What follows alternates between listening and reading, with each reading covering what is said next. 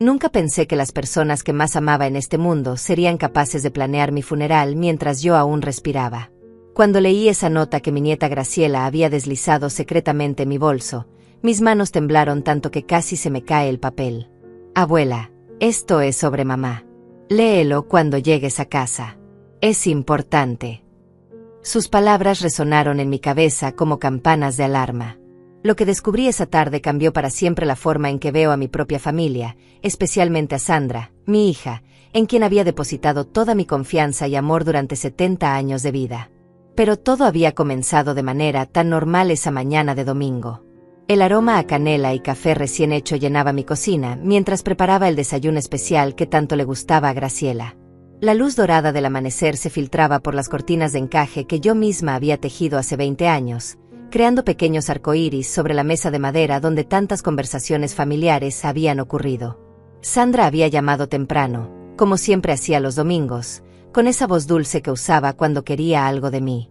Mamá, Javier y yo queremos pasar el día contigo. Graciela ha estado preguntando por su abuela favorita toda la semana.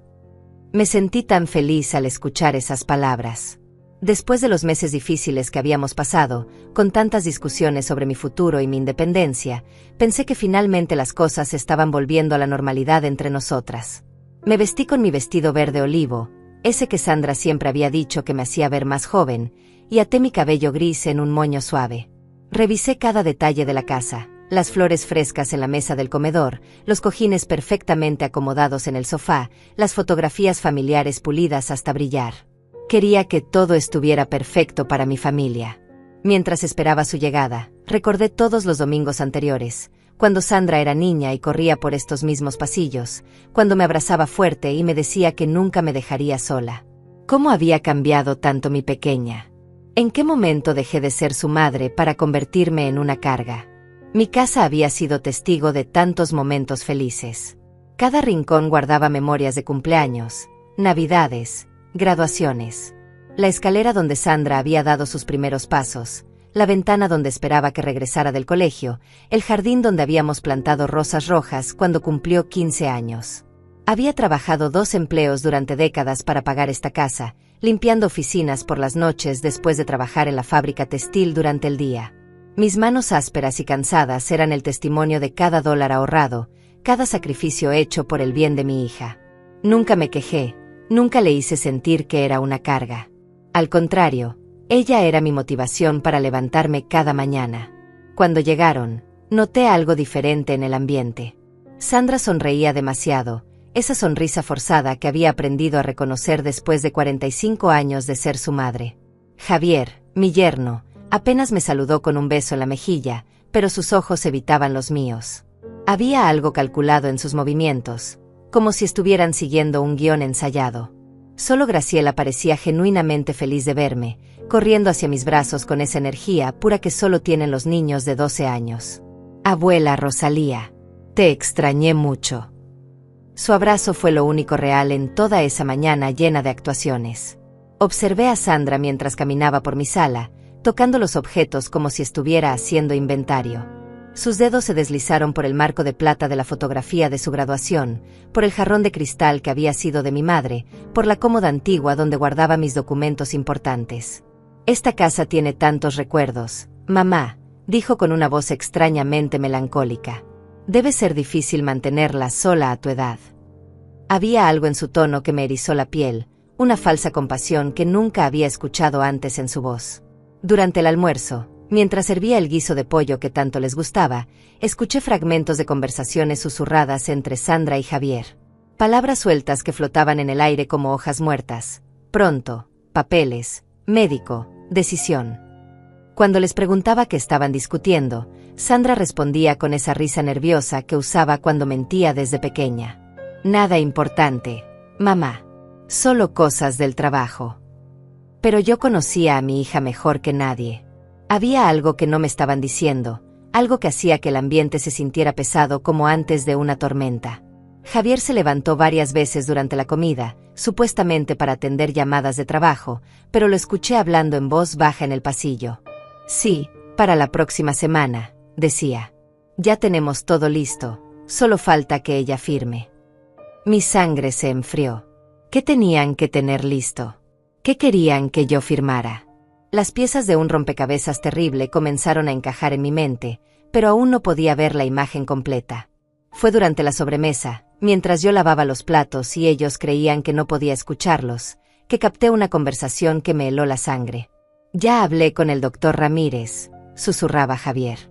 «Dice que con los síntomas que le describimos, puede firmar los papeles sin problema».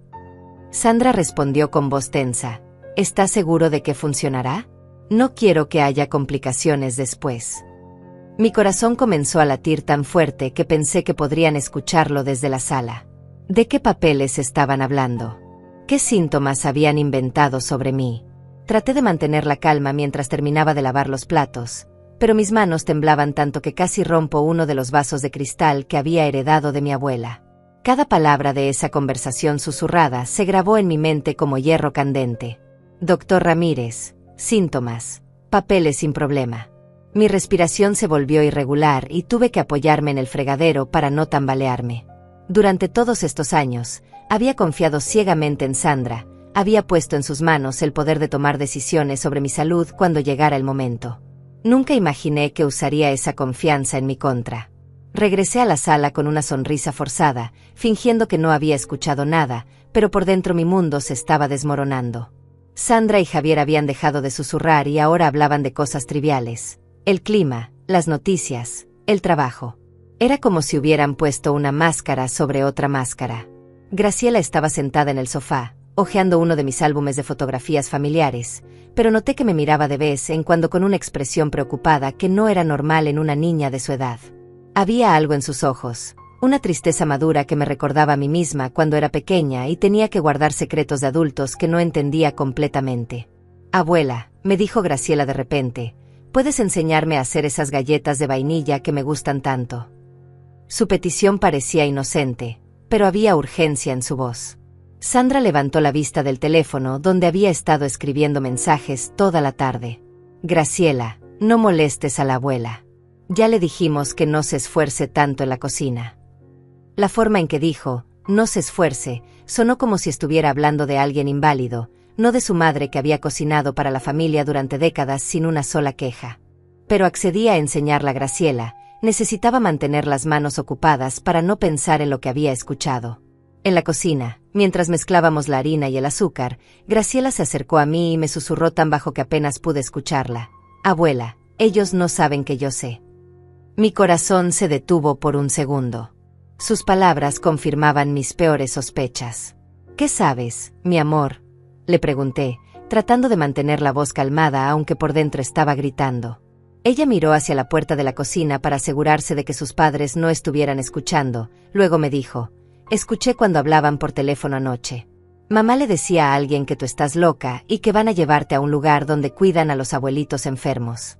Pero yo sé que tú no estás loca, abuela. Tú eres la persona más inteligente que conozco». Las lágrimas amenazaron con brotar de mis ojos, pero las contuve. No podía derrumbarme frente a Graciela. Ella era solo una niña y ya estaba cargando con un peso demasiado grande para sus pequeños hombros. «¿Qué más escuchaste, cariño?», le pregunté mientras continuaba amasando la masa con manos temblorosas. «Mamá dijo que el doctor iba a decir que no puedes vivir sola, y que papá ya encontró un lugar que cuesta muy poco dinero. También dijeron algo sobre vender la casa rápido, antes de que te des cuenta». Cada palabra era como una puñalada en mi corazón. Mi propia hija estaba planeando deshacerse de mí como si fuera un estorbo, y encima había elegido el asilo más barato, no porque quisiera que estuviera cómoda, sino para ahorrar dinero que pronto sería suyo. Mientras horneábamos las galletas, Graciela siguió contándome todo lo que había escuchado durante las últimas semanas. Aparentemente, Sandra y Javier habían estado planeando esto durante meses. Habían visitado varios asilos. Habían hablado con abogados sobre cómo transferir la propiedad de mi casa, habían incluso contactado a una empresa de mudanzas para deshacerse de mis pertenencias. Mamá dijo que iba a quedarse con las cosas de valor y que iba a vender el resto, susurró Graciela con los ojos llenos de lágrimas. También dijo que no podría visitarte muy seguido porque el asilo está muy lejos de la ciudad. La crueldad de su plan me golpeó como una bofetada. No solo querían internarme contra mi voluntad, sino que habían elegido un lugar lejos de todo lo que conocía, donde estaría completamente aislada. donde no podría causar problemas, donde no podría cuestionar lo que estaban haciendo con mis bienes, donde lentamente me olvidarían hasta que fuera solo un nombre en un testamento. Durante 70 años había sido una mujer independiente, había criado a Sandra sola después de que su padre nos abandonara, había trabajado hasta los 65 años para asegurar mi futuro. Y ahora todo eso sería tomado de mis manos por la persona en quien más confiaba. Cuando regresamos a la sala con las galletas recién horneadas, Sandra y Javier actuaron como si fueran los padres más cariñosos del mundo. «¡Qué delicioso huele!», exclamó Sandra, abrazándome por los hombros con un gesto que ahora me parecía completamente falso. «Mamá, eres tan talentosa. Siempre has cuidado tan bien de todos nosotros». Sus palabras me sonaron huecas, como un eco en una habitación vacía. Javier se acercó y probó una galleta, haciendo exagerados gestos de aprobación. «Rosalía, tienes manos de oro. Graciela es muy afortunada de tener una abuela como tú». ¿Cómo podía decir esas palabras mientras planeaba separarme de mi nieta para siempre? El resto de la tarde transcurrió en una especie de obra de teatro surrealista donde todos interpretábamos nuestros papeles. Sandra la hija amorosa, Javier el yerno considerado, Graciela la nieta obediente, y yo la abuela ingenua que no sospechaba nada. Pero por debajo de esas máscaras, yo podía sentir la tensión, las miradas furtivas, los silencios incómodos. Cada vez que sonaba el teléfono de Javier, él se alejaba para contestar. Cada vez que Sandra miraba su reloj, parecía estar calculando algo. Y cada vez que Graciela me miraba, sus ojos me suplicaban perdón por no poder hacer más para protegerme. Cuando finalmente se fueron, después de promesas de volver pronto y abrazos que ahora me parecían Judas, me quedé de pie en mi sala, mirando los platos sucios y las migajas en la mesa. La casa se sentía diferente, como si hubiera sido violada por extraños, aunque técnicamente seguía siendo mi hogar. Pero ya no me pertenecía, ¿verdad? En la mente de Sandra y Javier, esta casa, mis muebles, mis recuerdos, mi vida entera, ya les pertenecía a ellos. Solo estaban esperando el momento adecuado para reclamar su herencia anticipada. Fue entonces cuando recordé la urgencia en los ojos de Graciela cuando me pidió que le enseñara a hacer galletas. Corrí a mi bolso y lo busqué entre mis cosas hasta encontrar una pequeña nota doblada que no había estado ahí cuando salí esa mañana. Con manos temblorosas la desplegué y leí las palabras que cambiarían todo. «Abuela, mamá y papá van a llevarte al doctor el miércoles. Van a decir que estás confundida y que no puedes cuidarte. El doctor ya está pagado. Después van a llevarte directo al asilo. No firmes nada. Te amo más que a nada en el mundo. Graciela».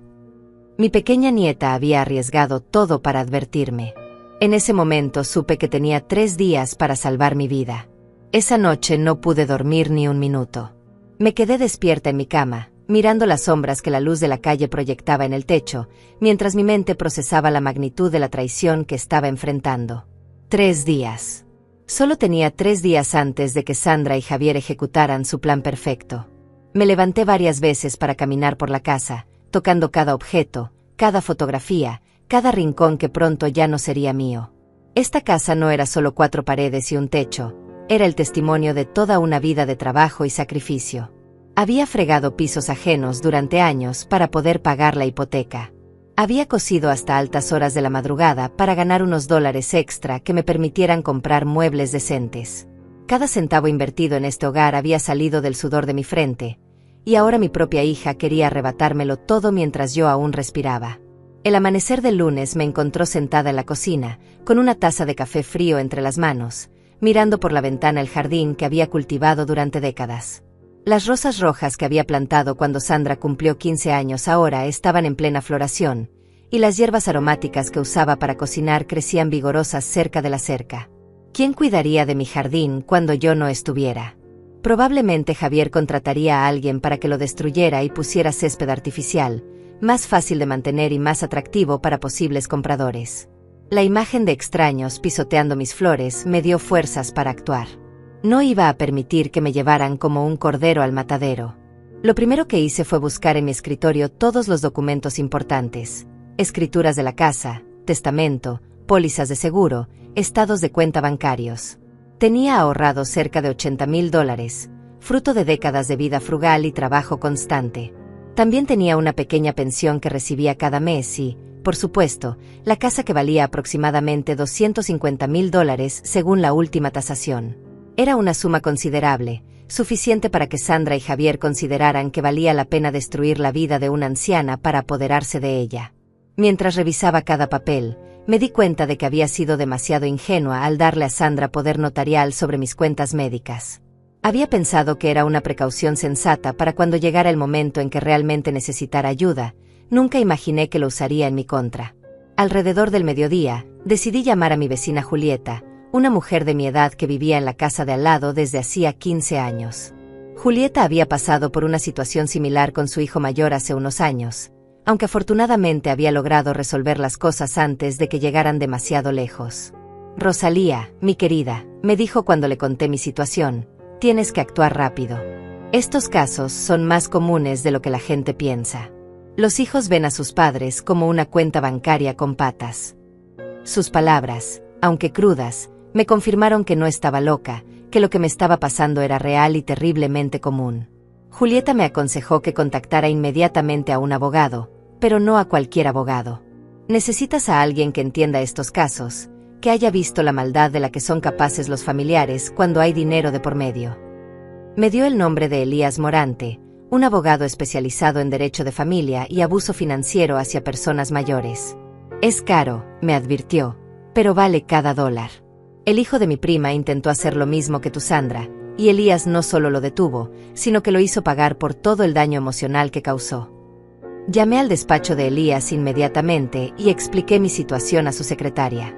Para mi sorpresa, me dijo que podía recibirme esa misma tarde. El abogado Morante siempre hace espacio para casos urgentes de abuso financiero familiar, me explicó. Ha visto demasiadas situaciones como la suya. Cuando colgué el teléfono, sentí por primera vez en días que tal vez tenía una oportunidad de salvar mi vida y mi dignidad. Esa tarde, mientras me dirigía al despacho de Elías, no pude evitar mirar cada calle, cada edificio, cada rincón de la ciudad que había sido mi hogar durante tantos años. Si Sandra y Javier salían victoriosos, probablemente nunca volvería a ver estos lugares. El asilo que habían elegido estaba a más de 100 millas de distancia, lo suficientemente lejos como para que las visitas fueran complicadas y cada vez menos frecuentes hasta que finalmente dejaran de venir por completo. La idea me llenó de una rabia fría que no había sentido nunca antes en mi vida. El despacho de Elías Morante estaba ubicado en un edificio elegante del centro de la ciudad. Cuando entré a su oficina, me encontré con un hombre de unos 50 años, cabello canoso, ojos penetrantes y una expresión que mezclaba compasión con determinación. Señora Rosalía, me dijo después de que le conté toda mi historia, lamentablemente su caso no es único. Veo situaciones similares al menos una vez por semana. Hijos que consideran a sus padres como obstáculos entre ellos y su herencia. Sus palabras fueron como un bálsamo para mi alma torturada. Por fin alguien me creía, alguien entendía que no estaba paranoica ni confundida.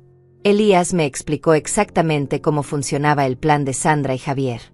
Primero, van a llevarte con un médico que ya está comprometido con ellos, probablemente a cambio de una suma considerable de dinero. Este médico va a diagnosticarte con demencia o algún tipo de deterioro cognitivo, basándose únicamente en el testimonio de tu hija y su esposo. Mi estómago se revolvió al darme cuenta de lo elaborado que era su esquema.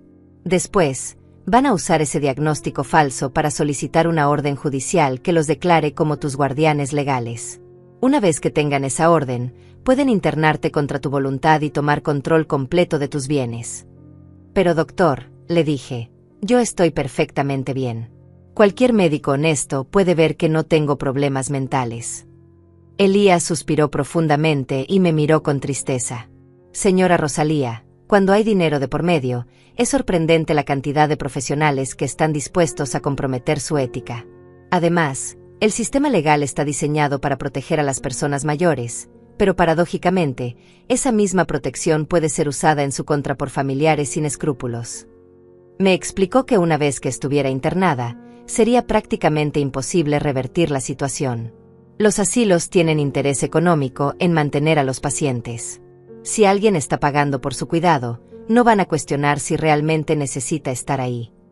La perspectiva de pasar mis últimos años encerrada en una institución, alejada de todo lo que amaba, siendo medicada para mantenerme dócil, me llenó de un terror que jamás había experimentado. Era peor que la muerte, era la muerte en vida. ¿Qué puedo hacer?, le pregunté, y por primera vez en días, vi un destello de esperanza en los ojos del abogado. Tenemos que actuar rápido y con mucha astucia, me dijo. Su hija y su yerno creen que usted es una anciana indefensa que no sospecha nada. Vamos a usar esa ventaja en su contra. Elías me explicó que tenía varias opciones. Podía transferir sus bienes a un fideicomiso que Sandra no pudiera tocar, podía mudarse inmediatamente a otro estado donde las leyes de tutela fueran diferentes, o podía fingir demencia mientras documentaba secretamente todo el plan de Sandra para después exponerlos legalmente. La tercera opción es la más arriesgada, me advirtió, pero también la más satisfactoria. Si logramos que confiesen sus intenciones mientras los grabamos, no solo podremos detenerlos, sino también procesarlos criminalmente por conspiración y abuso financiero. La idea de fingir ser la anciana confundida que ellos creían que era, mientras secretamente documentaba cada una de sus acciones maliciosas, me llenó de una satisfacción vengativa que no sabía que era capaz de sentir. Salí de la oficina de Elías con un plan claro y un grabador digital del tamaño de un botón que podía ocultar fácilmente en mi ropa. También me dio una tarjeta prepagada especial que me permitiría hacer transferencias bancarias sin que Sandra pudiera rastrearlas. Recuerde, me dijo antes de despedirme, su hija cree que es más inteligente que usted. Vamos a demostrarle que subestimó gravemente a su madre. Por primera vez en días, sonreí genuinamente. Sandra había cometido el error de creer que la mujer que la había criado sola, que había trabajado 2 empleos para darle una buena vida, que había luchado contra la adversidad durante décadas, se rendiría sin pelear. Estaba muy equivocada. Esa noche, después de mi reunión con Elías, regresé a casa con una energía que no había sentido en meses. Por primera vez desde que había comenzado esta pesadilla, tenía un plan. Pero antes de ejecutarlo, necesitaba confirmación absoluta de las intenciones de Sandra y Javier. No podía actuar basándome únicamente en los fragmentos de conversación que había escuchado y en lo que Graciela me había contado. Necesitaba evidencia sólida, pruebas irrefutables que ningún juez pudiera ignorar. El pequeño grabador que Elías me había dado estaba escondido en el bolsillo interior de mi chaqueta, esperando el momento perfecto para capturar la verdad. El martes por la mañana, Sandra me llamó exactamente a las 9, como si fuera parte de un horario preestablecido. Su voz sonaba especialmente dulce, demasiado dulce, como el jarabe que usan para esconder el sabor amargo de las medicinas. Buenos días, mamá. ¿Cómo amaneciste? Espero que hayas descansado bien. La ironía de sus palabras me golpeó como una bofetada. ¿Cómo iba a descansar bien sabiendo que mi propia hija estaba planeando destruir mi vida? Pero mantuve mi voz calmada y actuando como la madre ingenua que ella creía que era. Muy bien, mi amor. Un poco cansada, pero bien. Mamá, tengo una noticia maravillosa, continuó Sandra con un entusiasmo que sonaba completamente fabricado. ¿Recuerdas al doctor Ramírez que trató a la señora García del supermercado? Bueno, conseguí que te dé una cita mañana por la mañana.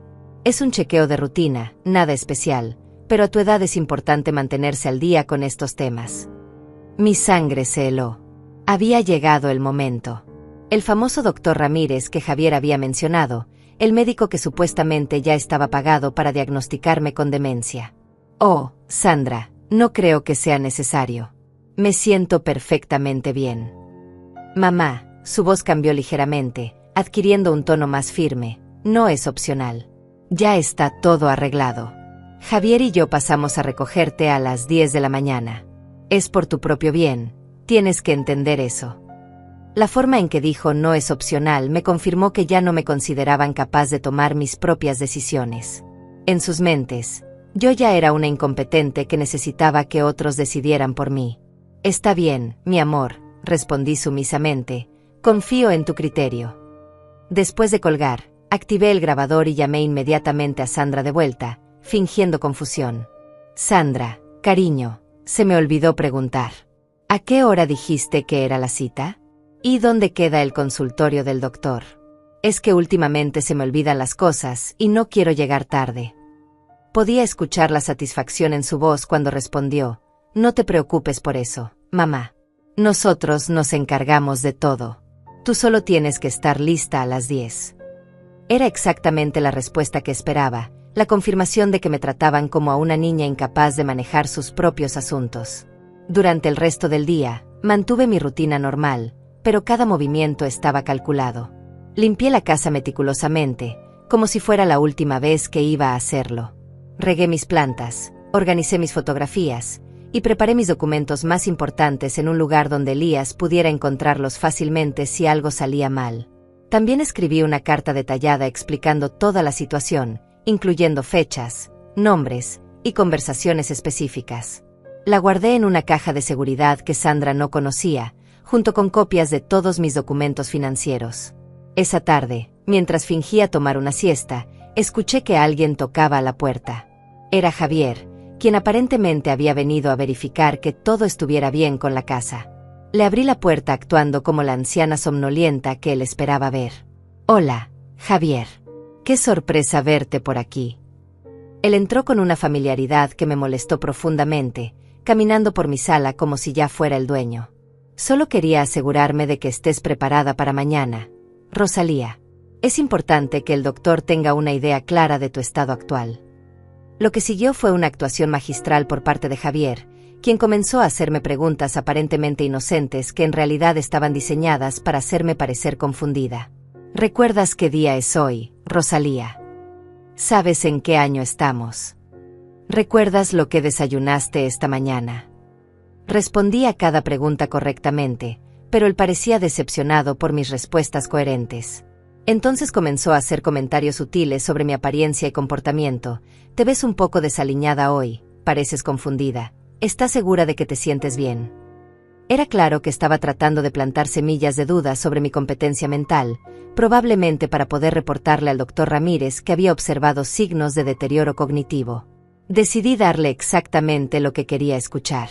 Comencé a actuar ligeramente confundida, preguntando 2 veces por qué había venido, olvidando dónde había puesto mis llaves, e incluso fingiendo no recordar el nombre de mi vecina Julieta. Los ojos de Javier se iluminaron con cada muestra de supuesta confusión.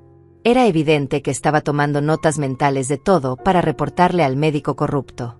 «Rosalía», me dijo con una voz llena de falsa compasión, «creo que realmente necesitas que alguien te ayude más. Sandra y yo hemos estado muy preocupados por ti». El grabador capturó cada palabra de su actuación hipócrita.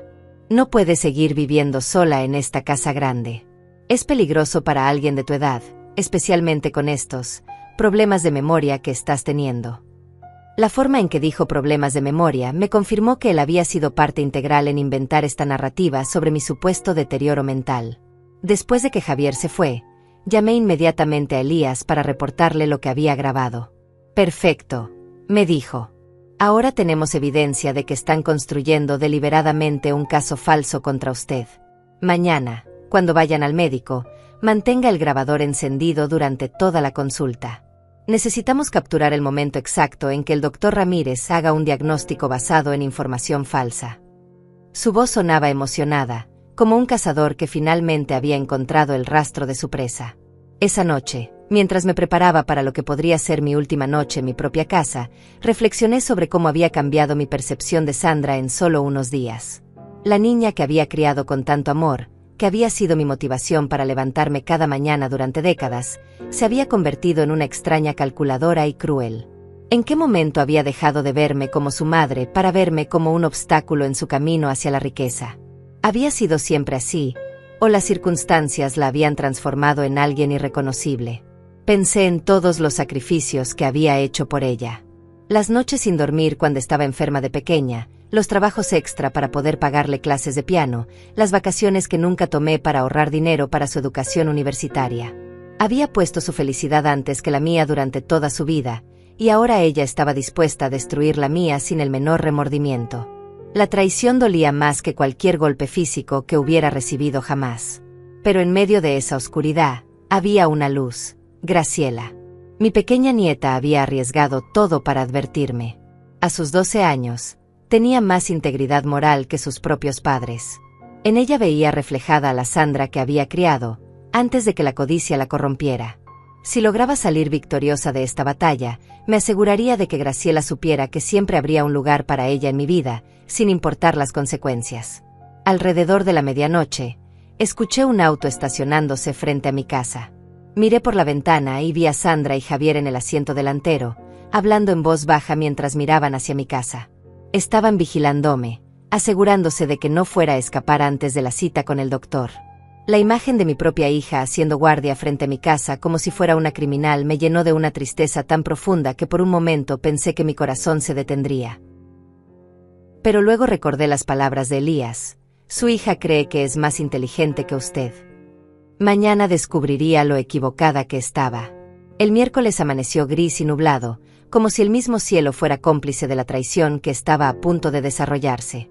Me desperté a las 6 de la mañana, aunque en realidad no había logrado dormir más de una hora seguida durante toda la noche. Cada vez que cerraba los ojos, veía la imagen de Sandra y Javier vigilando mi casa desde su auto, como carceleros esperando a que su prisionera intentara escapar. Me duché con agua fría para mantenerme alerta, me vestí con mi mejor vestido gris perla, el que usaba para ocasiones especiales, y me arreglé el cabello con especial cuidado. Si este iba a ser mi último día de libertad, al menos iba a enfrentarlo con dignidad. A las 9:30, exactamente como habían prometido, Sandra y Javier llegaron a recogerme. Sandra bajó del auto con una sonrisa radiante que no llegaba a sus ojos, vestida con un traje negro que la hacía parecer como si ya estuviera de luto por mi funeral. «Buenos días, mamá. ¿Lista para tu cita?» Su voz era dulce como la miel, pero yo podía saborear el veneno que escondía debajo. Javier se quedó en el auto, revisando su teléfono con una sonrisa que me heló la sangre.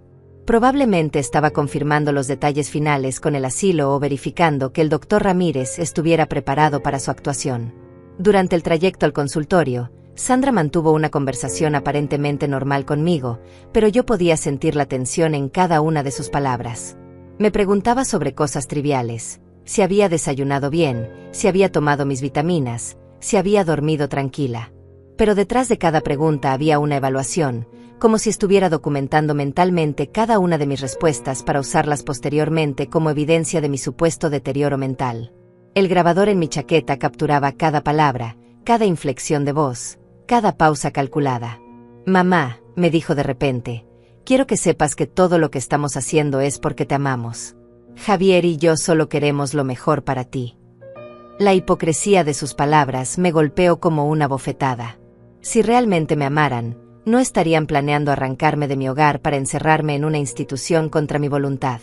Si realmente se preocuparan por mi bienestar, habrían hablado conmigo honestamente sobre sus inquietudes en lugar de tramar a mis espaldas con médicos corruptos y asilos baratos. El consultorio del doctor Ramírez estaba ubicado en un edificio médico que había visto mejores días. Las paredes necesitaban pintura, los muebles de la sala de espera estaban gastados, y había un olor persistente a desinfectante barato que trataba de enmascarar otros olores menos agradables. Era exactamente el tipo de lugar donde encontrarías a un médico dispuesto a comprometer su ética por dinero. Mientras esperábamos, observé cómo Sandra y Javier intercambiaban miradas significativas, como actores ensayando sus líneas antes de salir al escenario. Cuando finalmente nos llamaron, entramos a un consultorio pequeño y mal iluminado donde el doctor Ramírez nos esperaba detrás de un escritorio lleno de papeles desordenados. Era un hombre de unos 60 años, con el cabello grasoso y una sonrisa que me recordó inmediatamente a la de un vendedor de autos usados. Ni siquiera se molestó en levantarse para saludarme apropiadamente, lo cual ya me indicó el tipo de profesional que era. «Señora Rosalía, un placer conocerla. Su hija y su yerno me han contado mucho sobre usted». Lo que siguió fue la farsa médica más elaborada y cruel que había presenciado en mi vida. El doctor Ramírez comenzó a hacerme preguntas básicas sobre orientación temporal y espacial, pero mientras yo respondía correctamente a cada una, él y Sandra intercambiaban miradas como si mis respuestas coherentes fueran evidencia de lo contrario. Cuando le dije correctamente la fecha, el lugar donde estábamos, y el nombre del presidente actual, Sandra intervino con una voz llena de falsa preocupación. «Doctor, ayer mi madre me preguntó 3 veces la misma cosa, y anteayer no recordaba dónde había puesto sus medicamentos». Era mentira. Yo no tomaba medicamentos regulares más allá de vitaminas, y nunca le había preguntado nada repetitivamente. Pero el doctor Ramírez anotaba cada síntoma que Sandra inventaba como si fuera evidencia médica legítima. Javier también contribuyó con sus propias falsedades. «Doctor, cuando fui a visitarla ayer, parecía muy confundida. No recordaba mi nombre al principio, y tardó varios segundos en reconocerme». Otra mentira descarada, pero que el médico corrupto aceptó sin cuestionar. La parte más indignante llegó cuando el doctor Ramírez comenzó a explicarme, hablándome como si fuera una niña pequeña, que según su evaluación profesional, yo estaba mostrando signos de deterioro cognitivo leve que podían progresar rápidamente. Señora Rosalía, es muy común a su edad. No debe sentirse mal por esto, pero es importante que tenga el apoyo adecuado. Sus palabras eran como puñales envenenados. Sabía perfectamente que estaba mintiendo, que no había encontrado ningún signo real de deterioro mental, pero estaba dispuesto a arruinar mi vida por el dinero que Sandra y Javier le habían prometido. ¿Qué significa eso exactamente, doctor?, pregunté, fingiendo la confusión e inocencia que ellos esperaban de mí. Bueno, significa que ya no es seguro para usted vivir sola. Necesita supervisión constante, alguien que se asegure de que tome sus medicamentos, de que no se lastime, de que no tome decisiones financieras importantes sin consultar con su familia. Cada palabra era una sentencia de muerte para mi independencia y dignidad. Sandra se inclinó hacia adelante con lágrimas crocodilo en los ojos. Mamá, el doctor Ramírez nos recomendó un lugar maravilloso donde podrán cuidarte apropiadamente. Tienen enfermeras las 24 horas, actividades recreativas, y está especializado en personas con tu condición. La forma en que dijo tu condición me llenó de una rabia fría. Mi única condición era tener una hija sin escrúpulos que quería robar mi herencia mientras yo aún vivía. Javier sacó entonces una carpeta llena de papeles y la puso sobre el escritorio del doctor. Trajimos todos los formularios necesarios para el proceso de admisión. Solo necesitamos que mamá Rosalía firme algunos documentos. Mi corazón se aceleró. Este era el momento que Elías me había advertido que llegaría, el intento de hacerme firmar mi propia sentencia de prisión. Los papeles incluían autorización para internarme en el asilo, transferencia de poder legal a Sandra y acceso completo a mis cuentas bancarias para cubrir los gastos médicos. No entiendo muy bien todo esto, dije, fingiendo confusión mientras mi mente trabajaba a toda velocidad. ¿Por qué necesitan acceso a mi dinero si ustedes van a cuidar de mí? Sandra suspiró con exagerada paciencia. Mamá, alguien tiene que pagar por tu cuidado. Son casi $4,000 al mes, y necesitamos poder acceder a tus ahorros para cubrirlo. Era otra mentira. Según la información que Graciela me había dado, habían elegido el asilo más barato que pudieron encontrar, que no costaba más de $1,200 mensuales. Los otros $2,800 iban directamente a sus bolsillos. El doctor Ramírez me tendió una pluma con una sonrisa que pretendía ser tranquilizadora, pero que me pareció siniestra. Es solo una formalidad, señora Rosalía. Su familia solo quiere lo mejor para usted. Tomé la pluma con manos deliberadamente temblorosas, como si fuera una anciana confundida y asustada. Pero en lugar de firmar, levanté la vista y los miré a los tres con una expresión de aparente inocencia. ¿Puedo preguntarles algo antes de firmar? Es que no entiendo por qué tienen tanta prisa. Si realmente necesito este tipo de cuidado, ¿no podríamos intentar primero con una enfermera que venga a casa? La pregunta los tomó por sorpresa. Sandra se apresuró a responder. Mamá, ya hablamos de esto. Una enfermera no es suficiente. Necesitas cuidado especializado las 24 horas. Pero yo insistí. ¿Y si no quiero ir? ¿Y si prefiero quedarme en mi casa hasta que realmente sea necesario? El silencio que siguió fue ensordecedor. Los tres intercambiaron miradas incómodas, y fue entonces cuando el doctor Ramírez mostró su verdadera naturaleza. Señora Rosalía, me dijo con una voz que había perdido toda pretensión de amabilidad, debido a su condición, ya no está calificada para tomar este tipo de decisiones. Su hija tiene ahora la autoridad legal para actuar en su mejor interés. Era exactamente la confirmación que necesitaba. Había admitido abiertamente que mi opinión ya no importaba, que habían decidido mi destino sin mi consentimiento. El grabador capturó cada palabra de su confesión. En ese momento, algo cambió dentro de mí. Después de décadas de ser la madre sumisa, la abuela complaciente, la anciana que no causaba problemas, encontré una fuerza que no sabía que poseía. Miré directamente a los ojos del doctor Ramírez y le dije con una voz más firme de la que había usado en meses. Doctor, me gustaría obtener una segunda opinión antes de firmar cualquier documento. La expresión de sorpresa en su rostro fue inmediata. Claramente no esperaba resistencia de la anciana confundida que Sandra le había descrito. Sandra se apresuró a intervenir, con un tono de voz que traicionaba su creciente desesperación. Mamá, no es necesario. El doctor Ramírez es un especialista muy reconocido. Confía en nosotros, por favor. Pero yo mantuve mi posición, sintiendo como el poder de la verdad me fortalecía. Si realmente estoy tan mal como dicen, una segunda opinión solo confirmará lo que el doctor ya ha diagnosticado. No puede hacerle daño a nadie, ¿verdad? Javier se removió incómodamente en su silla y miró su reloj con ansiedad evidente. Rosalía, ya tenemos todo arreglado. El lugar en el centro de cuidados está reservado para hoy. Si cancelamos ahora, podrían dárselo a otra persona y tendríamos que esperar meses para conseguir otro espacio. Su urgencia era palpable, y yo sabía exactamente por qué. Cada día que yo permaneciera libre era un día más en el que podía descubrir su plan y tomar medidas para protegerme. ¿Saben qué?, dije, levantándome lentamente de mi silla. Me siento un poco mareada. Creo que necesito tomar un poco de aire fresco antes de tomar una decisión tan importante. Sandra se levantó inmediatamente, con pánico apenas disimulado en sus ojos. Mamá, siéntate. Aquí estás segura. Pero yo ya estaba caminando hacia la puerta. Solo serán unos minutos. Necesito despejar mi mente. Una vez fuera del consultorio, saqué mi teléfono celular y llamé inmediatamente a Elías. ¿Cómo va todo?, me preguntó en cuanto contestó. Tengo todo grabado, le susurré mientras caminaba hacia el estacionamiento. El médico admitió que mi opinión ya no importa y que Sandra tiene autoridad para tomar decisiones por mí.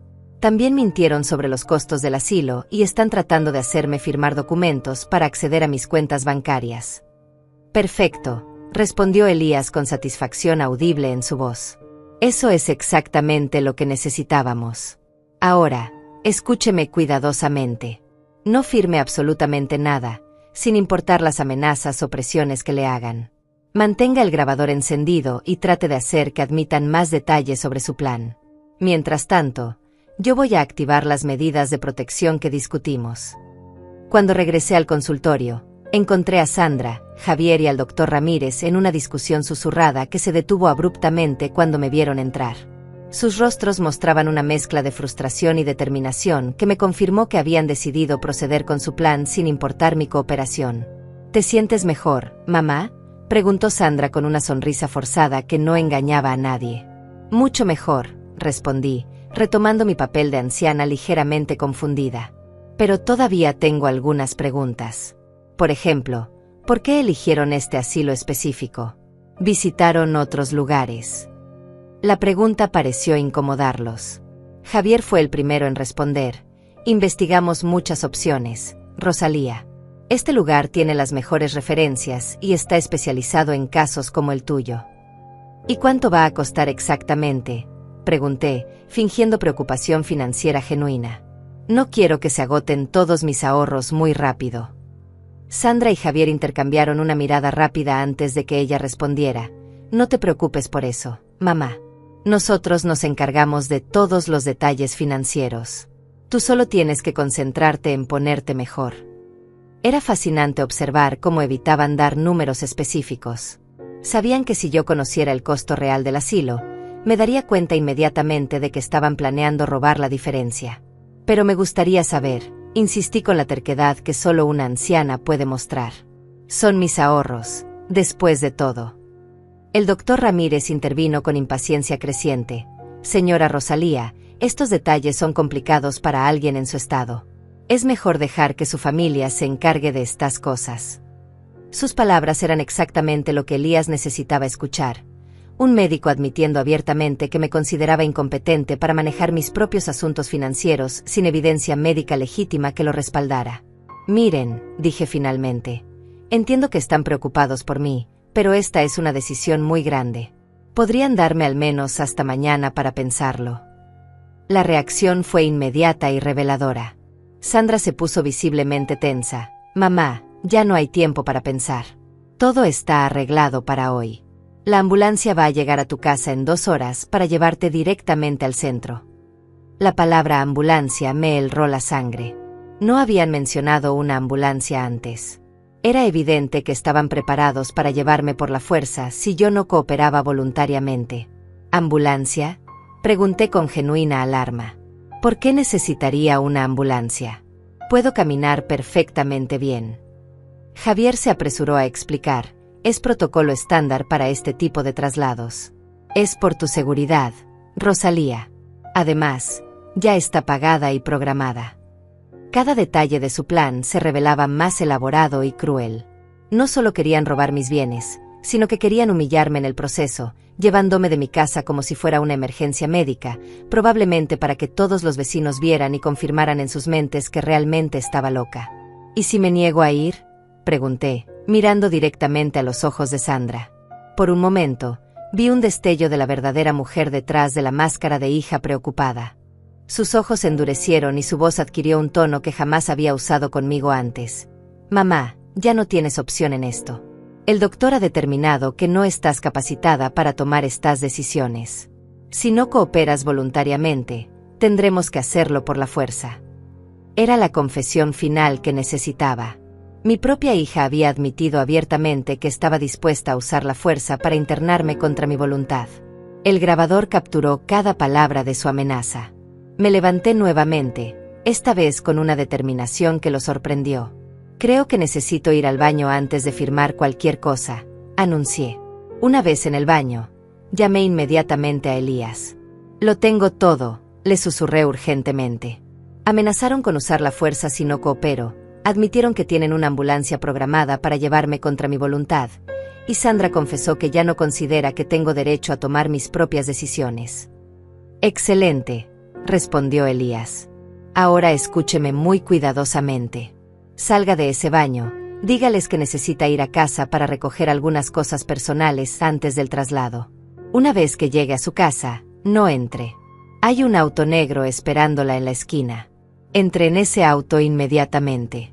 Nosotros nos encargamos del resto. Cuando salí del baño, les dije exactamente lo que Elías me había instruido.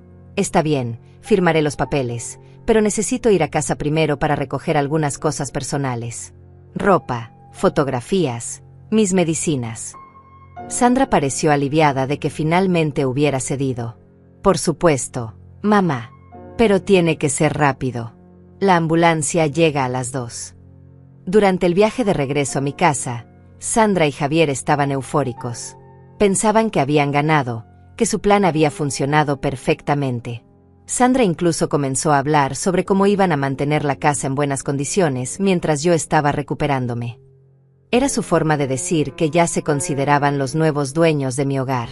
Cuando llegamos a mi casa, mi corazón latía tan fuerte que temí que Sandra pudiera escucharlo. Mientras ellos se quedaron en el auto esperando y hablando por teléfono con alguien, probablemente confirmando los detalles finales de mi secuestro, yo subí los escalones de mi hogar con pasos que sabía podrían ser los últimos. Cada objeto que veía adquiría un significado especial. El pomo de la puerta que había tocado miles de veces, la fotografía de Sandra de niña que colgaba en el pasillo, el aroma familiar de mi casa que pronto sería violado por extraños. Pero no entré. Siguiendo las instrucciones exactas de Elías, caminé directamente hacia la puerta trasera que daba al patio y salí por la cerca lateral que conectaba con la calle paralela. Mi corazón se detuvo cuando vi el auto negro esperándome exactamente donde Elías había dicho.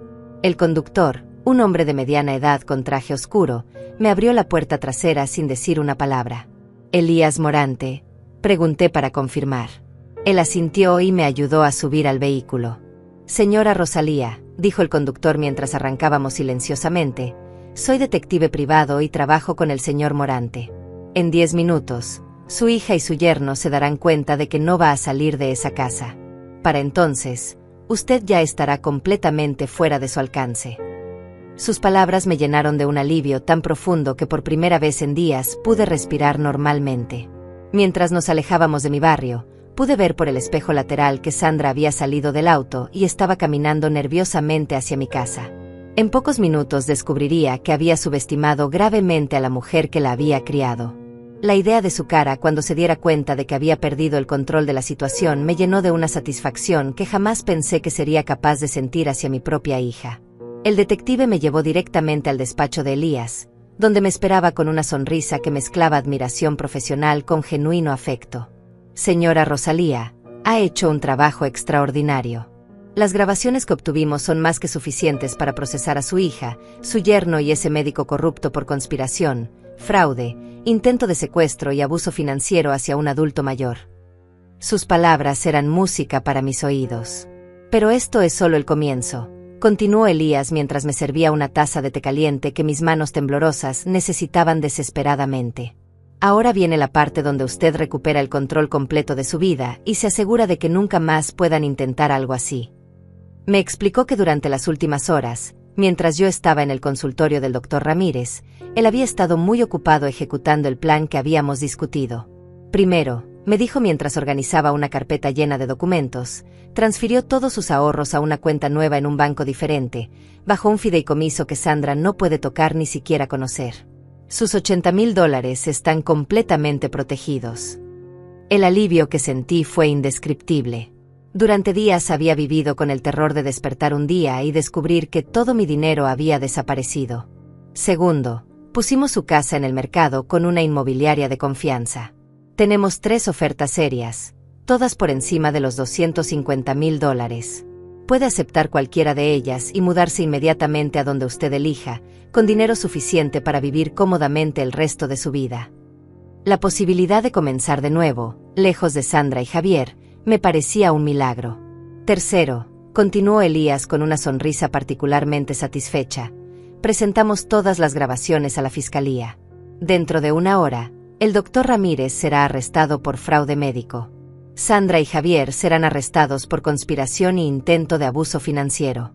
Además, presentamos una orden de restricción temporal que les impide acercarse a usted o intentar contactarla de cualquier manera. Mientras procesaba toda esta información, mi teléfono comenzó a sonar insistentemente. Era Sandra.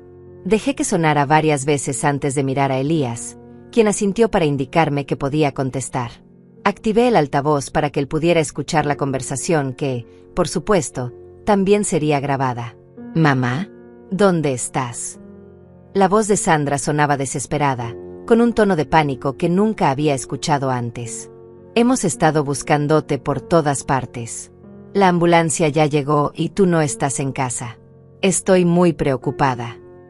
Su actuación de hija angustiada habría sido convincente si yo no supiera exactamente qué tipo de persona era realmente. «Hola Sandra», respondí con una calma que me sorprendió a mí misma. «Estoy perfectamente bien y en un lugar seguro». El silencio que siguió fue largo y pesado.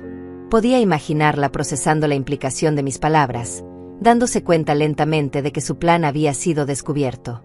«Mamá, no entiendo qué está pasando», dijo finalmente, pero su voz había perdido toda pretensión de preocupación maternal. Ahora sonaba calculadora, tratando de evaluar cuánto sabía yo y cómo podía controlar la situación. «¿Por qué no estás en casa? Teníamos todo arreglado para tu cuidado». «Sandra», le dije, y por primera vez en décadas mi voz tenía autoridad real, «sé exactamente lo que tenían arreglado. Sé sobre el doctor Ramírez y su diagnóstico falso. Sé sobre el asilo barato que eligieron para ahorrar dinero. Sé sobre sus planes para robar mis ahorros. Sé todo». El silencio que siguió fue ensordecedor. Cuando Sandra finalmente habló, su voz había cambiado completamente. Ya no había pretensión de amor o preocupación. Era fría, calculadora, y completamente irreconocible como la de mi hija. «Mamá, creo que estás confundida. Nosotros solo queremos ayudarte. Tal vez deberías volver a casa para que podamos hablar de esto calmadamente». «No, Sandra», respondí con una firmeza que me llenó de orgullo. «No voy a volver. No voy a firmar sus papeles. No voy a permitir que me roben la vida que he construido con tanto esfuerzo. Y más importante, no voy a permitir que conviertan a Graciela en cómplice de sus mentiras». La mención del nombre de su hija pareció ser el detonante que estaba esperando. «¿Qué tiene que ver Graciela en esto?». Su voz se volvió peligrosamente baja. «Ella es solo una niña. No entiende estas cosas de adultos». Era fascinante cómo, incluso en ese momento, Sandra trataba de minimizar la inteligencia y la integridad moral de su propia hija. «Graciela entiende mucho más de lo que ustedes creen», le dije. «Entiende la diferencia entre el bien y el mal, algo que ustedes aparentemente olvidaron hace mucho tiempo». Elías me hizo una seña para que continuara presionando, sabiendo que Sandra estaba a punto de revelar aún más información incriminatoria. «Mamá», dijo Sandra, y ahora su voz tenía un tono amenazante que jamás había usado conmigo, «no sabes en lo que te estás metiendo. Nosotros podemos cuidarte apropiadamente, pero si insistes en ser difícil, las cosas pueden volverse muy complicadas para ti. Era una amenaza abierta, grabada en alta definición. ¿Me estás amenazando, Sandra?, pregunté, dándole la oportunidad de retractarse o de hundirse aún más profundo. Eligió la segunda opción. No es una amenaza, mamá. Es una realidad. Eres una anciana de 70 años que vive sola. Pueden pasarte muchas cosas. Accidentes, confusiones, problemas de salud que requieran hospitalización inmediata. Elías sonrió ampliamente y me hizo el gesto de pulgar arriba. Sandra acababa de confesar, en una grabación que sería admisible en corte, que estaba dispuesta a hacerme daño físico si no cooperaba con su plan de robo. Era el último clavo en su propio ataúd legal. Sandra, le dije con una voz que no reconocía como mía, una voz llena de una autoridad que había estado dormida durante décadas. Acabas de amenazar a tu propia madre con daño físico. Espero que estés orgullosa de la persona en la que te has convertido. Colgué el teléfono antes de que pudiera responder, y por primera vez en meses, el silencio me pareció hermoso en lugar de aterrador. Elías aplaudió lentamente, con una sonrisa que mezclaba admiración profesional con satisfacción personal. Señora Rosalía, en mis 20 años como abogado, nunca había visto a alguien manejar una situación así con tanta elegancia y efectividad. Su hija acaba de confesar múltiples delitos en una grabación que destruirá completamente cualquier credibilidad que pudiera tener en una corte. Sus palabras me llenaron de un orgullo que no había sentido en años. En ese momento, su secretaria entró con noticias que me parecieron salidas de una película. Señor Morante, la policía acaba de arrestar al doctor Ramírez en su consultorio. Aparentemente intentó destruir archivos cuando se enteró de que había una investigación en curso. La imagen de ese hombre corrupto tratando desesperadamente de ocultar evidencia de su participación en el plan de Sandra me llenó de una satisfacción profunda. ¿Y Sandra y Javier?, pregunté, sorprendida por la frialdad en mi propia voz al mencionar sus nombres.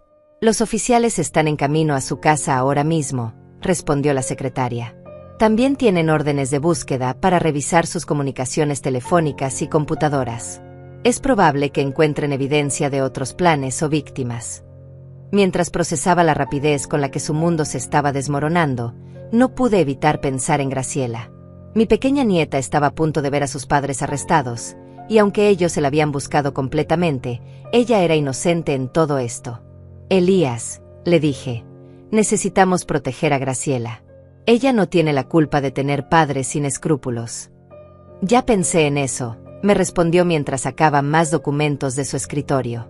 Presenté una petición de custodia temporal para usted. Dadas las circunstancias y el hecho de que Graciela fue quien la alertó sobre el peligro que enfrentaba, es muy probable que un juez considere que estaría mejor bajo su cuidado mientras se resuelve la situación legal de sus padres. La posibilidad de rescatar a Graciela de esa situación tóxica me llenó de una energía renovada. Esa niña valiente, que había arriesgado todo para salvarme, merecía crecer en un ambiente donde la honestidad y el amor genuino fueran valorados, no donde fuera testigo de manipulación y crueldad hacia los miembros más vulnerables de la familia. Mi teléfono sonó nuevamente. Esta vez era un número que no reconocía, pero cuando contesté, escuché la voz quebrada de Graciela. ¿Abuela? Soy yo. Estoy usando el teléfono de la vecina porque papá y mamá están muy alterados y no me dejan hablar contigo. Su voz sonaba asustada pero determinada, y mi corazón se rompió pensando en lo que debía estar viviendo en su casa en ese momento. Mi amor, estoy aquí, le dije con toda la calidez que pude transmitir a través del teléfono. ¿Estás bien? ¿Estás segura? Podía escuchar su respiración entrecortada al otro lado de la línea. Abuela, mamá y papá están gritando mucho. Dicen que les arruinaste la vida y que van a perder todo por tu culpa. Pero yo sé que ellos son los malos, no tú. La sabiduría de esa niña de 12 años me dejó sin palabras. En un mundo donde los adultos que la rodeaban habían perdido completamente su brújula moral, ella había mantenido su capacidad de distinguir entre el bien y el mal. Graciela, mi cielo, quiero que sepas que nada de esto es culpa tuya. Tú hiciste lo correcto al advertirme, y estoy muy orgullosa de ti. Abuela, su voz se volvió aún más pequeña. ¿Es verdad lo que dice papá? ¿Que van a ir a la cárcel por lo que hicieron? La pregunta me partió el alma. ¿Cómo explicas a una niña que sus padres son criminales sin destruir completamente su mundo?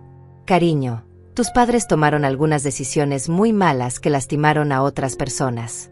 Ahora tienen que enfrentar las consecuencias de esas decisiones. ¿Qué va a pasar conmigo?, preguntó con una vulnerabilidad que me hizo llorar. Si papá y mamá se van, ¿dónde voy a vivir? Era la pregunta que había estado esperando, y tenía una respuesta que esperaba la consolara. Graciela, si tú quisieras, podrías venir a vivir conmigo. Vamos a mudarnos a un lugar nuevo, lejos de toda esta tristeza, donde podemos empezar de nuevo juntas. El silencio que siguió fue largo, y por un momento temí que hubiera colgado. Luego escuché su voz, más fuerte que antes. ¿De verdad, abuela? ¿Podríamos tener nuestro propio hogar donde nadie mienta ni lastime a otros? Su pregunta me confirmó cuánto había sufrido al vivir en un ambiente de engaño y manipulación constante. Sí, mi amor. Un lugar donde la honestidad y el respeto sean las reglas más importantes. Un lugar donde nunca tengas que guardar secretos terribles o preocuparte por si los adultos a tu alrededor están planeando lastimar a alguien. La promesa que le estaba haciendo no era solo sobre un hogar físico, sino sobre crear un ambiente emocional saludable donde pudiera sanar del trauma de haber crecido con padres sociopáticos. En ese momento, Elías me pasó una nota que decía: acaban de arrestar a Sandra y Javier. La custodia temporal de Graciela ha sido aprobada. Pueden recogerla esta noche. Mi corazón se llenó de alivio y gratitud. Justicia había prevalecido, y mi nieta estaría a salvo. Graciela, le dije, dentro de 1 hora voy a ir por ti. Vas a venir a quedarte conmigo mientras decidimos dónde queremos vivir permanentemente. ¿Te parece bien? Su respuesta fue inmediata y llena de alivio. Sí, abuela. Te he estado esperando toda mi vida. Después de colgar, me quedé sentada en silencio durante unos minutos, procesando la enormidad de lo que había ocurrido en un solo día. Esta mañana había despertado como una víctima potencial, una anciana indefensa a punto de ser despojada de todo lo que valoraba.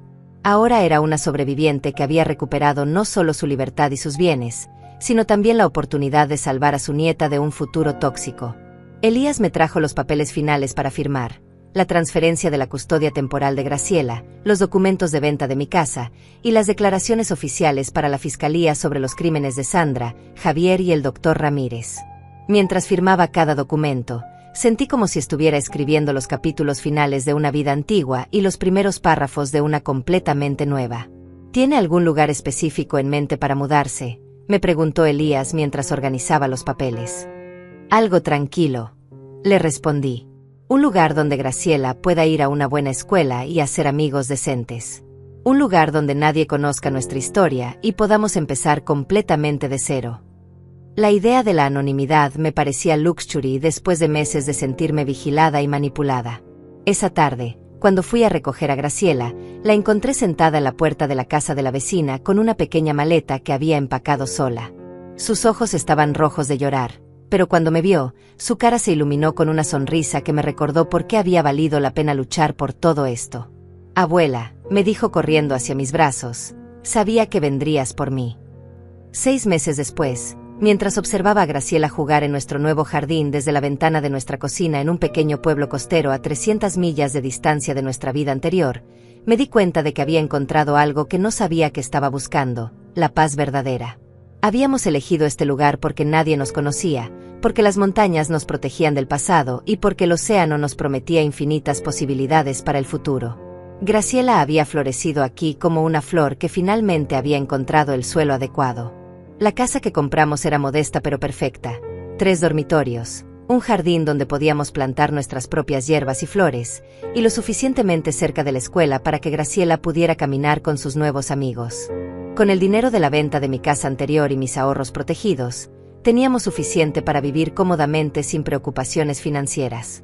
Pero más importante que la seguridad económica era la seguridad emocional que habíamos construido juntas. Los primeros meses habían sido difíciles para Graciela. Algunas noches la escuchaba llorar en su cuarto, procesando la realidad de que sus padres estaban en prisión por crímenes que ella había ayudado a exponer. Hubo momentos en que se culpaba a sí misma, preguntándose si había hecho lo correcto al contarme la verdad. Durante esas noches, Me sentaba en su cama y le recordaba que los héroes a menudo tienen que tomar decisiones difíciles, pero que la diferencia entre un héroe y un villano es que los héroes eligen proteger a los inocentes, incluso cuando eso significa enfrentar a las personas que aman. Abuela, me había dicho una noche mientras las lágrimas corrían por sus mejillas, ¿crees que mamá y papá me odian por lo que hice? Mi corazón se rompió al ver el dolor en sus ojos, pero sabía que necesitaba escuchar la verdad, no mentiras cómodas que la consolaran temporalmente. Mi amor, tus padres se hicieron daño a sí mismos con sus propias decisiones. Tú solo me diste la información que necesitaba para protegerme. Si ellos te culpan por eso, es porque no quieren aceptar la responsabilidad por sus acciones. Gradualmente, a medida que pasaban los meses, Graciela comenzó a sanar. Hizo amigos en la escuela, se unió al club de arte, y empezó a sonreír más seguido. Los maestros comentaban sobre su madurez emocional excepcional y su capacidad para ayudar a otros estudiantes que estaban pasando por dificultades familiares. Era como si su experiencia traumática la hubiera convertido en alguien con una comprensión profunda del sufrimiento humano y un deseo genuino de ayudar a otros. Un día, mientras preparábamos la cena juntas, Graciela me sorprendió con una pregunta que mostró cuánto había crecido. Abuela, ¿crees que algún día podré perdonar a mis padres? La pregunta era compleja, y sabía que mi respuesta influiría en su desarrollo emocional futuro. El perdón no es algo que haces por la otra persona, le expliqué mientras cortábamos verduras para la sopa.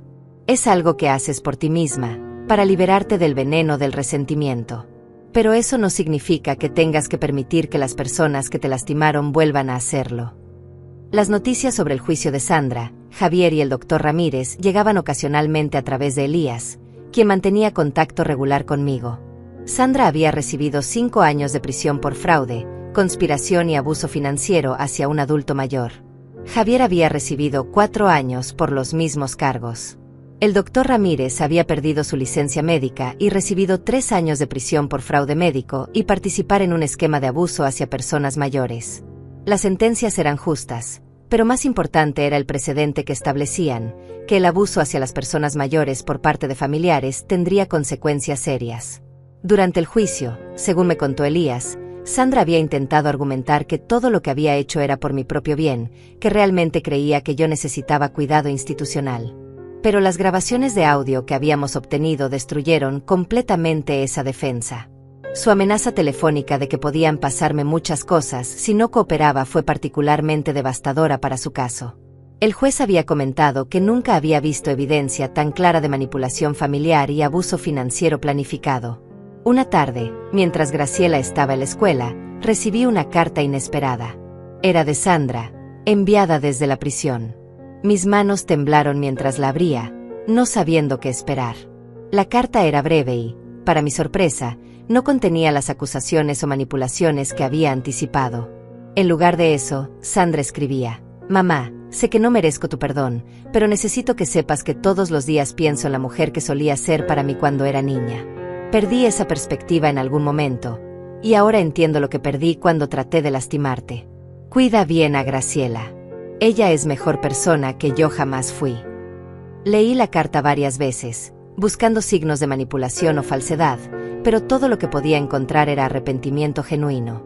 Era posible que la experiencia de perder todo, su libertad, su hija, su madre, su reputación, finalmente le hubiera mostrado el verdadero costo de sus acciones. Guardé la carta en un cajón. Tal vez algún día se la mostraría a Graciela, cuando fuera lo suficientemente mayor para procesarla sin daño emocional. Esa noche, después de que Graciela se durmiera, salí al jardín trasero con una taza de té y me senté en el columpio que habíamos instalado bajo el gran roble. La luna llena iluminaba las flores que habíamos plantado juntas, rosas rojas como las que había cultivado en mi casa anterior, pero también nuevas variedades que representaban nuestro nuevo comienzo. El aire nocturno llevaba el aroma del jazmín y el sonido distante de las olas rompiendo contra la orilla. Reflexioné sobre el viaje que había hecho desde ser una víctima potencial hasta convertirme en una sobreviviente empoderada. La experiencia me había enseñado que la verdadera fortaleza no viene de evitar el conflicto, sino de enfrentarlo con integridad cuando es necesario.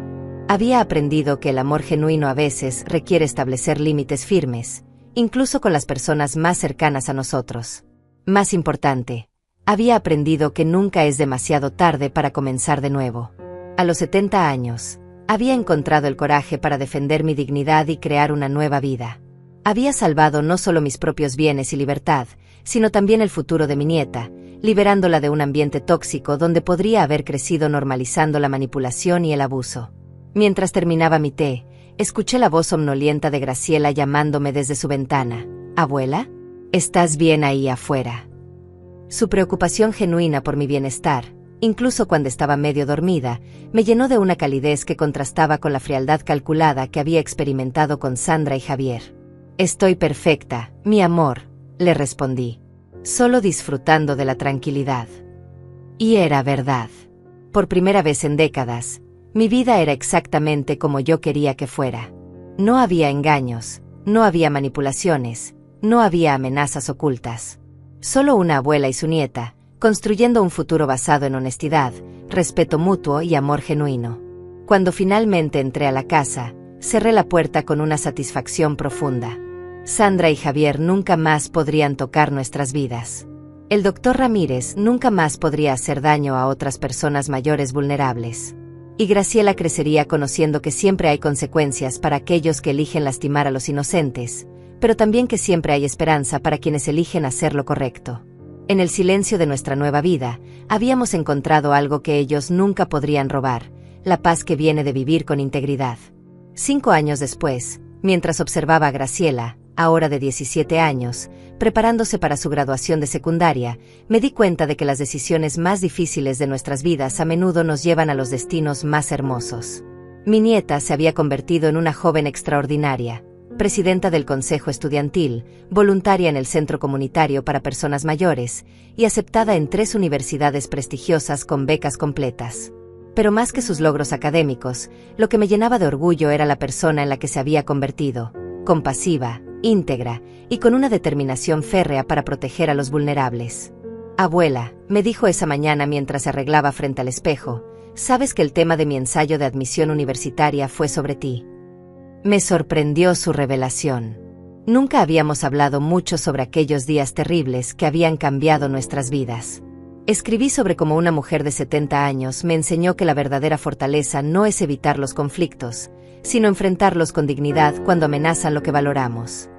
Sus palabras me conmovieron profundamente, pero también me hicieron reflexionar sobre el precio que habíamos pagado por nuestra libertad. Durante estos 5 años, Sandra había enviado cartas ocasionales desde la prisión, cada una mostrando más arrepentimiento genuino que la anterior. Había completado programas de rehabilitación, había comenzado a trabajar como consejera para otros reclusos que habían cometido crímenes financieros contra familiares, y según Elías, había mostrado una transformación personal real. El mes pasado, Sandra había sido liberada en libertad condicional después de cumplir 4 años de su sentencia. Javier había salido 6 meses antes, pero había desaparecido completamente de nuestras vidas, aparentemente mudándose a otro estado para empezar de cero. Sandra, sin embargo, había hecho algo inesperado, se había mudado a una ciudad a solo 2 horas de distancia de nosotras, había conseguido trabajo en una organización sin fines de lucro que ayudaba a personas mayores víctimas de abuso financiero, y había respetado completamente la orden de restricción que aún prohibía cualquier contacto directo conmigo o con Graciela. Pero las cartas continuaban llegando, ya no pidiendo perdón, sino simplemente compartiendo su progreso y expresando su esperanza de que algún día, cuando Graciela fuera adulta y pudiera tomar sus propias decisiones, podría considerar algún tipo de reconciliación limitada. «No espero volver a ser su madre», había escrito en su carta más reciente. «Solo espero poder demostrarle que he aprendido de mis errores y que la persona que fui durante esos meses terribles no es quien realmente soy». Graciela había leído algunas de estas cartas, con mi supervisión y después de consultar con el psicólogo que habíamos estado viendo regularmente durante estos años. Su reacción había sido madura y reflexiva. «Abuela, me alegra que esté tratando de ser mejor persona, pero eso no cambia lo que hizo. Tal vez algún día pueda perdonarla completamente, pero ahora mismo, mi vida está aquí contigo, y eso no va a cambiar». La graduación fue hermosa. Graciela pronunció el discurso de despedida de su clase, hablando sobre la resiliencia, la importancia de defender a los vulnerables, y cómo las experiencias más dolorosas a menudo nos preparan para nuestro propósito más grande en la vida. Mientras la escuchaba hablar con elocuencia y pasión sobre la justicia social, me di cuenta de que había logrado algo que nunca pensé posible. Había criado a una joven que no solo había sobrevivido al trauma, sino que lo había transformado en una fuerza para el bien en el mundo. Después de la ceremonia, mientras caminábamos por el jardín que habíamos cultivado juntas durante estos años, Graciela me sorprendió con otra revelación. Abuela, he decidido estudiar Derecho con especialización en derechos de personas mayores. Quiero ser como el señor Morante, ayudando a familias que están pasando por lo que nosotras pasamos. Sus palabras me llenaron de un orgullo tan profundo que tuve que sentarme en nuestro banco favorito para procesarlo completamente. Esa noche, después de celebrar con una cena especial en nuestro restaurante favorito del pueblo, nos sentamos en el porche trasero como habíamos hecho tantas veces durante estos 5 años. El jardín estaba en plena floración. Las rosas rojas que habían sobrevivido el trasplante de mi vida anterior florecían junto a nuevas variedades que representaban nuestro crecimiento. El aroma del jazmín nocturno llenaba el aire, y el sonido distante del océano nos recordaba constantemente que habíamos encontrado nuestro hogar verdadero. ¿Sabes qué es lo más irónico de todo esto?, le dije a Graciela mientras compartíamos una taza de té de hierbas de nuestro propio jardín. Sandra pensó que me estaba robando mi futuro, pero en realidad me ayudó a encontrar el mejor capítulo de mi vida. Era verdad. Sin su traición, nunca habría descubierto mi propia fortaleza. Nunca habría tenido la oportunidad de criar a Graciela en un ambiente completamente saludable, y nunca habría experimentado la paz profunda que viene de vivir una vida auténtica y sin compromisos. Graciela sonrió y puso su mano sobre la mía. Abuela, creo que lo que realmente le robaste a mamá no fue dinero ni propiedades. Le robaste la oportunidad de seguir siendo una víctima de sus propias decisiones pobres. La obligaste a enfrentar las consecuencias de sus acciones, y eso probablemente le salvó la vida también. Sus palabras mostraban una sabiduría que iba mucho más allá de sus 17 años. Tenía razón. Al defender mi propia dignidad, había obligado a Sandra a confrontar quién se había convertido y, según todas las evidencias, esa confrontación había resultado en una transformación real. Mientras nos preparábamos para dormir esa noche, reflexioné sobre el camino que habíamos recorrido juntas. 5 años atrás, había sido una anciana asustada enfrentando la traición de su propia familia. Ahora era una mujer de 75 años que había encontrado su voz, su poder y su propósito. Había salvado no solo su propia vida, sino que había ayudado a criar a una joven extraordinaria que llevaría adelante los valores de integridad y justicia. En el silencio de nuestra casa, donde nunca se pronunciaban mentiras, donde el respeto era mutuo, y donde el amor era genuino, habíamos construido algo que Sandra y Javier nunca podrían haber entendido, una familia verdadera. No una basada en obligación o conveniencia, sino en elección mutua y valores compartidos. Esa noche, por primera vez en años, soñé con Sandra, pero no como la mujer que había tratado de destruir mi vida. Soñé con la niña pequeña que solía correr por mi casa anterior, llena de risas y esperanza. Desperté sin amargura, solo con una profunda gratitud por el viaje que nos había llevado exactamente donde necesitábamos estar.